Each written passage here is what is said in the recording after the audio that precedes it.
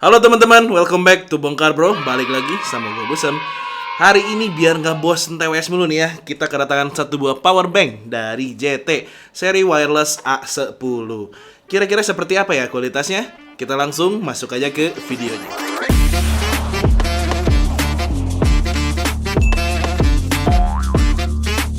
Kita mulai dari desain dan build quality-nya dulu ya. JT Powerbank Wireless A10 ini bentuknya seperti teman-teman lihat ya, persegi panjang seperti ini yang cukup tipikal ya, cukup umum gitu untuk sebuah powerbank di tahun-tahun sekarang. Meskipun kalau buat gue pribadi dari segi dimensinya ini agak sedikit kurang tipis sih untuk dijadikan sebagai daily carry gue masuk ke tas kecil gitu. But overall kalau untuk ketebalan itu cukup relatif ya, apakah tas kalian besar atau kecil. Cuma kalau buat gue pribadi seperti tadi gue bilang. Di bagian atasnya ada logo JT, wireless charging areanya, dan juga LED indikator yang menandakan sisa baterai dari si powerbanknya. Dan kalau di bagian kiri ini ada port in dan juga out USB Type-C dan juga tombol powernya. Kemudian di sisi kanan ada port output USB A. Dan yang menarik adalah yang di bagian bawahnya nih, ada 4 buah built-in kabel mulai dari USB A, Lightning, micro USB, dan juga USB Type-C. Yang mana kalau dari segi material kabelnya ini enggak yang terlalu istimewa ya, enggak yang terlalu bagus gitu. Dia pakai tipe kabel yang spaghetti tipis gini, tapi cukup kepake kok kalau di saat darurat kalian lupa bawa kabel gitu. Oke, jadi sedikit cerita dulu. Waktu barang ini datang, kan ini harus dicongkel ya, karena dia memang flat banget gitu.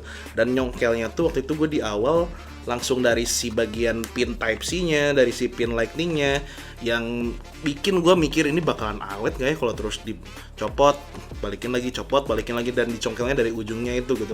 Namun ternyata setelah gue perhatikan, di bagian batang ujungnya ini sebelum masuk ke pinnya, ini tuh ada semacam jendolan atau celah untuk kalian mencongkel si kabel ini biar nggak kena si pin untuk Lightning atau Type-C dan lain-lainnya. Jadi menurut gue ini nice attention to detail ya dari JT yang mungkin bakal dilewati oleh banyak orang yang secara insting bakal langsung nyongkel dari si pinnya ini. Nice. So untuk overall design jujur ya gue cukup suka gitu, masih minimalis, kemudian portable. Meskipun kalau dari segi material dia masih terasa di harganya sih ya, bukan yang ringkih dan fragile tapi masih berasa agak kopong aja gitu. Untuk material sendiri dia mostly terbuat dari plastik dengan finishing matte, kecuali di bagian atas permukaannya, yang mana dia diberikan finishing glossy yang cukup menambah kesan yang berbeda gitu ya. Cuma downside lainnya adalah ketika sering digunakan dia bakal jadi fingerprint magnet gitu. Tapi sisi baiknya untuk bagian glossy-nya ini tuh nggak gampang kegores ya. Misalnya gue waktu itu masukin ke pouch, kemudian coba gue bersihin pakai lap, bahkan pakai kaos, ini masih aman-aman aja kok dari micro scratch. Dan dari segi bobotnya nih kurang lebih di sekitar 230-240 gram, yang mana itu terdiri dari 10.000 mAh untuk kapasitas baterainya. Yang mana 10.000 mAh itu setara dengan kurang lebih sekitar 37 Wh, which is itu masuk ke kategori flight friendly yang tertulis nih di bagian bawah si powerbanknya. Karena kalau untuk melewati kabin pesawat atau masuk ke kabin pesawat itu harus di bawah 100 Wh dari informasi yang gua dapat ya. So ini buat teman-teman yang sering traveling keluar, ini seharusnya sih aman ya. Fitur lainnya yang juga dimiliki oleh si JT Wireless A10 ini udah ada sistem multi protection dan juga smart IQ. Mulai dari overcharging, overpower, overcurrent, voltage, short circuit, temperatur, banyak banget lah pokoknya. Dan untuk outputnya sendiri ini total bisa langsung charging ke 6 device ya. Mulai dari yang 4 kabel built-in-nya dengan 2 tambahan port yang USB A dan USB C. Untuk output powernya sendiri untuk yang pakai port USB C ini tuh di sekitar 20 watt, which is itu udah support untuk power delivery. Dan untuk yang power output USB A-nya ini juga sudah support untuk fast charging di sekitar 22,5 watt. Sementara untuk 4 kabel di bawahnya ini yang bawaannya nggak support untuk fast charging ya. Tapi untuk wireless chargingnya ini surprisingly dia support di 15 watt, which is lumayan lah, lebih cepat dari wireless charging biasanya. Nah, untuk draining testnya sendiri, gue waktu itu mencoba dari 100% ya terhadap device iPad 2020 gue yang mana itu membutuhkan kurang lebih sekitar 5 jam menggunakan kabel bawaannya ini ya, yang Type-C-nya untuk mengisi iPad dari 10 sampai dengan 80% kapasitasnya. Meskipun kalau ketika gue coba untuk charging iPhone gitu ya menggunakan built-in kabelnya, dalam 1 jam dia mulai terisi di sekitar 50%, which is kurang lebih untuk fullnya sampai di sekitar 2 jam. Lain halnya ketika menggunakan port USB Type-C di sini dan juga USB-A-nya, yang mana keduanya ini memang sesuai klaimnya ya, mengeluarkan power delivery di 20 watt dan juga untuk si fast charging di up to 22,5 watt. Yang mana untuk perbedaan waktunya itu jadi lebih mirip dengan menggunakan charger original iPad dan juga iPhone gua.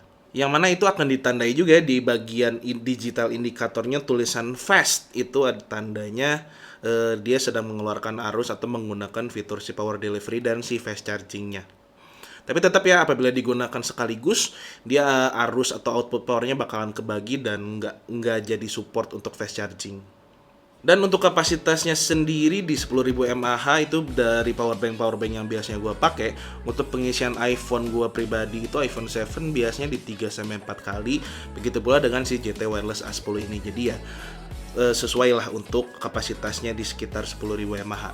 Sementara untuk charging time-nya sendiri ini cukup lama ya. Gua waktu itu ngetes tuh pakai Anker Power IQ yang 20 watt, dan untuk pengisiannya ini kurang lebih di sekitar 5,5 jam. Jadi di 1 jam pertama dia hanya keisi 12%, 1 jam kedua di 25%, dan 100% itu di sekitar 5,5 jam. Yang gue suka dari si GT Wireless A10 ini literally di bagian digital indikatornya, karena ini helpful banget, mulai dari kapasitas baterai sisa di powerbanknya, kemudian ada tulisan fast charging apakah memang itu menyala atau tidak, kemudian ada tulisan in atau out untuk menandakan apakah arus masuk ataukah arus keluar. Itu sangat membantu sih pada saat digunakan.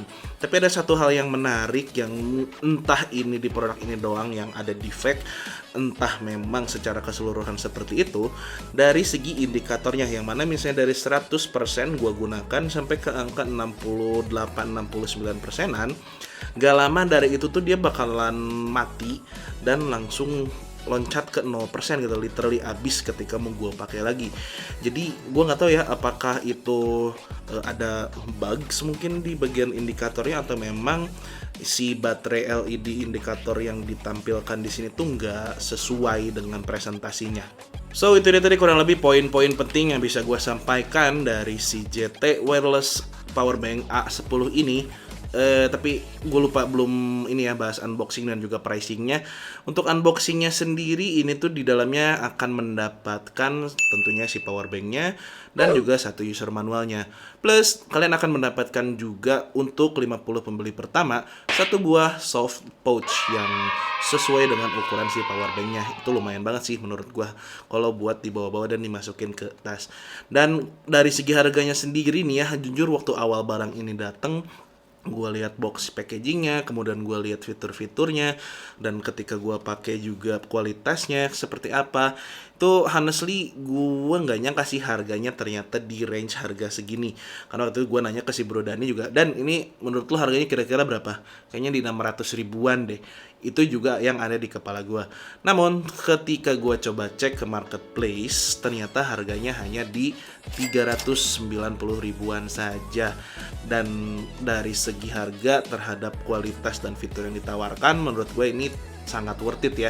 Cuma yang perlu dipertimbangkan adalah dari segi daya tahan produknya sih. As in, meskipun GT memberikan garansi selama 2 tahun, tapi kita nggak tahu ya apakah umur dari produk ini akan sampai dengan 2 tahun atau tidak. Itu saja sih menurut gue faktor yang patut dipertimbangkan. Karena kalau dari segi harga terhadap value ini udah oke banget.